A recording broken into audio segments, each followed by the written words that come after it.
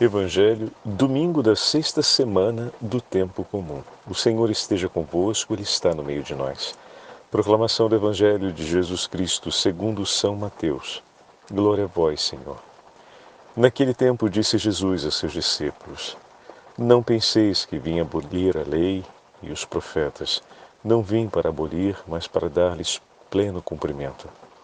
Em verdade eu vos digo, antes que o céu e a terra deixem de existir, nenhuma só letra ou vírgula serão tiradas da lei, sem que tudo se cumpra.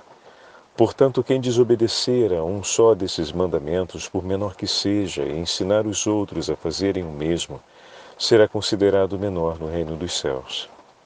Porém, quem os praticar e ensinar, será considerado grande no reino dos céus. Porque eu vos digo, se a vossa justiça não for maior que a justiça dos mestres da lei e dos fariseus, vós não entrareis no reino dos céus. Vós ouvistes o que foi dito aos antigos: não matarás. Quem matar será condenado pelo tribunal. Eu, porém, vos digo, todo aquele que se encolerizar com seu irmão será réu de injustiça. Quem disser ao seu irmão patife será condenado pelo tribunal. Quem chamar o irmão de tolo será condenado ao fogo do inferno. Portanto, quando tu estiveres levando a tua oferta para o altar e ali te lembrares que teu irmão tem alguma coisa contra ti, deixa a tua oferta ali diante do altar. Vai primeiro reconciliar-te com teu irmão. Só então vai apresentar a tua oferta. Procura reconciliar-te com o teu adversário, enquanto caminha contigo para o tribunal. Senão o adversário te entregará ao juiz, o juiz te entregará ao oficial de justiça, e tu serás jogado na prisão. Em verdade, eu te digo, dali não sairás enquanto não pagares o último centavo. Ouvistes ainda o que foi dito: não cometerás adultério. Eu, porém, vos digo, todo aquele que olhar para uma mulher com o desejo de possuí-la, já cometeu adultério com ela no seu coração. Se o teu olho direito é para ti ocasião de pecado, arranca-o e joga-o para longe de ti. De fato, é melhor perder um de teus olhos do que todo o teu corpo ser jogado no inferno. Se a tua mão direita é para ti ocasião de pecado, corta e joga para longe de ti. De fato, é melhor perder um dos teus membros do que todo o teu corpo ir para o inferno. Foi dito também: quem se divorciar de sua mulher, dê-lhe uma certidão de divórcio. Eu, porém, vos digo, todo aquele que se divorcia de sua mulher, a não ser por motivo de união irregular, faz com que ela se torne adúltera. E quem se casa com a mulher divorciada, comete adultério. Vós ouvistes também o que foi dito aos antigos: não jurarás falso, mas cumprirás os teus juramentos feitos ao Senhor.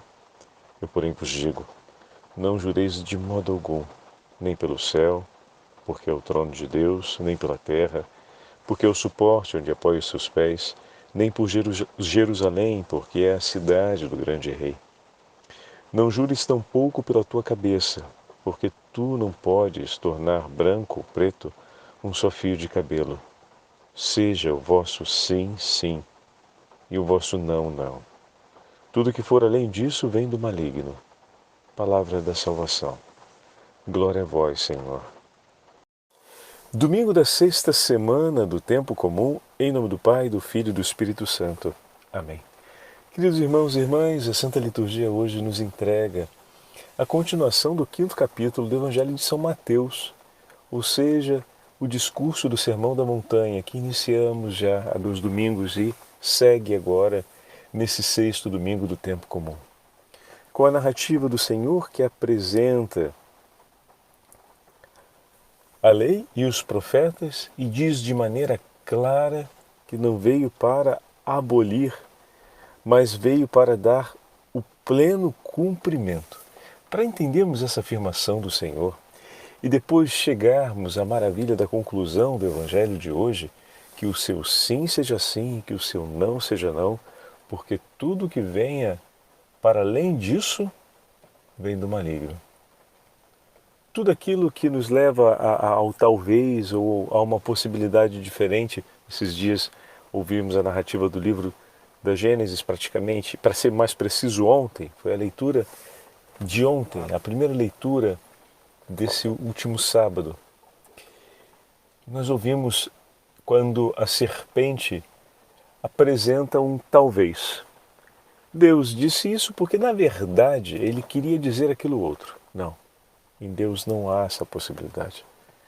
O Senhor diz o que ele deve dizer. Não há uma segunda palavra, nem Deus fala pela metade, nem Deus mantém nada escondido do que é a sua vontade aos homens. Mas com muito mais facilidade, os homens, hoje marcados pela história do pecado, lançam mão de uma palavra parcial ou fala aquilo que não pensa como se pensasse. E desse modo, muitas vezes, nós compreendemos a vontade de Deus, conhecemos a vontade de Deus e aceitamos a possibilidade de não cumpri-la, como uma possibilidade possível também para cada um de nós. Esta ambiguidade não vem de Deus. O que o Senhor fala e nos entrega, diante disso, os anjos dizem amém. Diante da voz potentíssima, da vontade soberana de Deus, toda a criação se rende e se submete a ela. Eis que o homem também é chamado a acolher a voz do Senhor como voz última e única em sua vida. Mas, por conta da experiência do pecado, das marcas que o pecado deixou, com frequência o homem deve opor-se abertamente à voz que surge no seu coração e que não tem como origem o falar de Deus, não tem como origem o próprio Deus. E é desse modo, pela ação do Espírito Santo em nós, que vão sendo purificado em nós tudo aquilo que não vem do Senhor, tudo aquilo que de alguma forma nos leva a resistir ao falar de Deus. Santo Irineu, quando fala a respeito do pleno cumprimento, da qual nos diz Jesus, porque será pela potência do Espírito Santo e no sacrifício redentor de Cristo que o homem conseguirá escolher plenamente aquilo que vem do Senhor e permanecer nele, porque é pelo nome do Senhor que nos foi dada a possibilidade da perfeita comunhão com a vontade do Pai. Santo Irineu escreve o seguinte para nós: há certos preceitos naturais da lei que já são de justiça, mesmo antes da dádiva da lei entregue a Moisés. Os homens observavam esses preceitos, eles eram justificados pela sua fé e agradavam a Deus. O Senhor, por isso, não aboliu esses preceitos. Antes, os alargou e os cumpriu, como provam as seguintes palavras do Senhor: ouvistes o que foi dito aos antigos: não matarás. Quem matar será submetido ao julgamento. Eu, porém, vos digo, todo aquele que se ira contra o seu irmão será submetido ao julgamento. Ou ainda, ouvistes o que foi dito: não cometerás adultério. Eu, porém, vos digo, todo aquele que olhar para uma mulher com maus desejos já cometeu adultério com ela no seu coração. E por aí vai. Nenhum desses preceitos implica a contradição nem a abolição dos anteriores, mas o seu cumprimento, e poderíamos dizer com muita segurança, o seu alargamento. Vamos agora entender o que está nos falando Santo Irineu. Como diz o próprio Senhor: se a vossa justiça não superar a dos escribas e fariseus, não entrarás no reino dos céus. Em que consiste essa superação da qual nos fala o Senhor? Em primeiro lugar, eu vos digo, em crer, não apenas no Pai, mas também em seu Filho, Jesus Cristo, doravante manifestado, pois é Ele que leva o homem à comunhão e à união com Deus. Então, aqui nesse momento, o Santo Irineu nos apresenta o que está dito precedentemente. Crer no Filho não significa apenas crer na palavra de Jesus, mas crer no fato que o próprio Senhor assumiu para si os mandamentos, ou seja, os preceitos que foram entregues, e vivê-os da forma como está nos ensinando. Olha que significativo. Significa abraçar o testemunho de Jesus. Eis aqui a superação. Crer e colocar em prática como Jesus colocou. Crer e admitir a atitude de coração que Jesus admitiu. Meus irmãos e minhas irmãs, a nossa vida, os nossos gestos são a expressão viva da nossa fé. Nada daquilo que o Senhor nos apresentou não foi vivido por Ele. Tudo que o Senhor nos disse foi admitido por Ele e colocado em prática em sua vida. Quando nós falamos que os mandamentos, ou melhor, a superação que hoje vemos, é que, por exemplo, não matarás, peguemos de maneira bem objetiva, como alguns comentaristas bíblicos apresentam, né? O mandamento da lei se resume ao ato de levar à morte, à extinção da vida do seu irmão, né? Os dias de vida do seu irmão. Entretanto, o Senhor eleva uma categoria de maior exigência quando diz que as suas palavras e os seus sentimentos, aquilo que está dentro do seu coração, aquilo que sai dos seus lábios, como já ouvimos no outro evangelho, né? Nada que é impuro vem de fora para dentro, porque se vem, vai depois para a fossa, né? Não passa no coração do homem. Mas o que há de impuro no homem vem de dentro do seu coração. E ele fala assassinato, adultério, etc. E tantas outras realidades de pecado, né? Então, o Senhor, quando Ele eleva a esse nível, dizendo que as nossas palavras de ódio, fruto de uma raiva desequilibrada, fruto de uma violência contra o nosso irmão, amadurecida, aceita, acolhida no nosso coração, já é um pecado. Ele está nos falando a respeito daquela conclusão de um movimento interior. Como assim, Padre Fábio? Você não mata o outro só porque existe uma lei de não matar. Você não mata o teu irmão quando o teu coração ama o teu irmão e você nutre, cuida e pratica esse amor. Então, quando nós vivemos o amor que nos é proposto por Deus, quando nós colocamos em prática aquilo que o Senhor nos ensinou, o nosso coração se torna um coração capaz de identificar tudo aquilo que ameaça a perseverança do amor e capaz de suplicar a Deus o socorro necessário e de rejeitar tudo aquilo que nos leva a uma atitude de morte.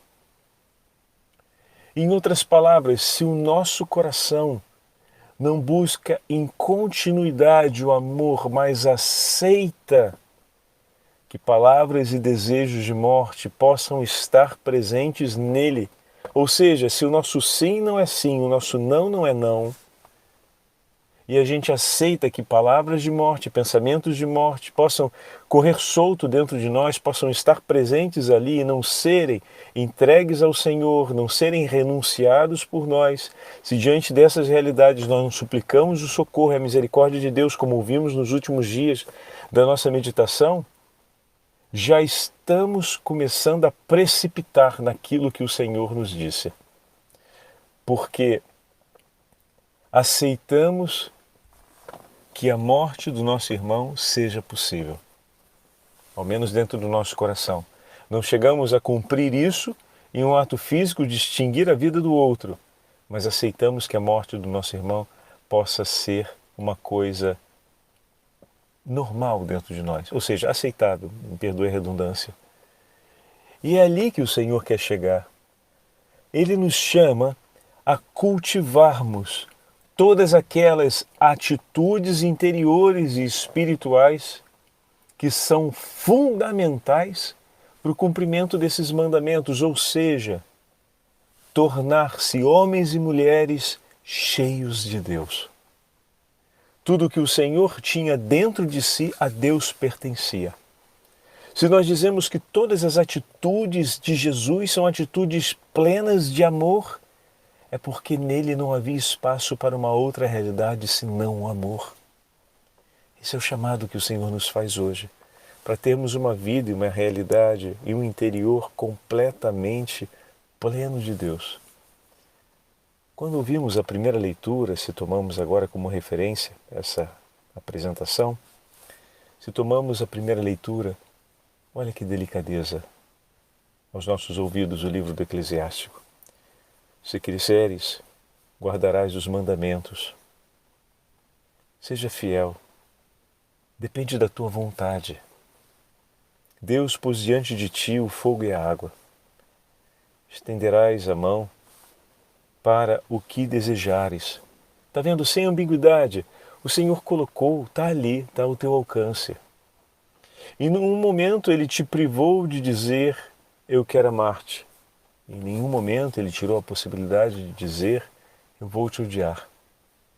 O Senhor colocou diante de ti o bem e o mal e disse, filho meu, seja forte, escolhe o bem que eu te proponho. Tu conheces a realidade do mal que já te feriu uma vez. Escolhe o bem que eu testemunho por ti. E aqui nós entramos outra vez na importância do testemunho. Que a fé passa pela escuta no Senhor, mas também pelo recolhimento do testemunho do Senhor, que sofreu sobre si todos os horrores da maldade, da experiência humana. Todo o pecado do homem caiu sobre Cristo, e Cristo em nenhum momento aceitou a possibilidade de vingar ou de agir de uma maneira malvada em relação ao mal que recebeu e aos malvados que se levantaram contra ele. Em tudo ele escolheu o bem que o Senhor lhe propôs. E pelo dom do Espírito Santo que nos foi dado, mas a nós, segundo a leitura de hoje, Carta aos Coríntios, Deus o revelou por meio do Espírito Santo, porque o Espírito Santo penetra todas as coisas, até o que há de mais profundo em Deus e também na intimidade do homem, a fim de que o homem possa amar tudo o que é de Deus. E assim se completa a nossa meditação do Evangelho de hoje com essa contribuição importante de Santo Irineu, que nos ajudou a perceber um pouco mais a profundidade do texto e como é importantíssimo que nós possamos escolher amar e praticar a extensão daquilo que, como eu falava, alguns autores vão dizer, Jesus fez tudo se tornar mais exigente. Mas essa exigência não é outra coisa senão a prioridade de amor por tudo aquilo que Deus nos pede. Completando as palavras de Santo Irineu, em seguida, não apenas em dizer, como acabamos de falar, né? Mas em fazer.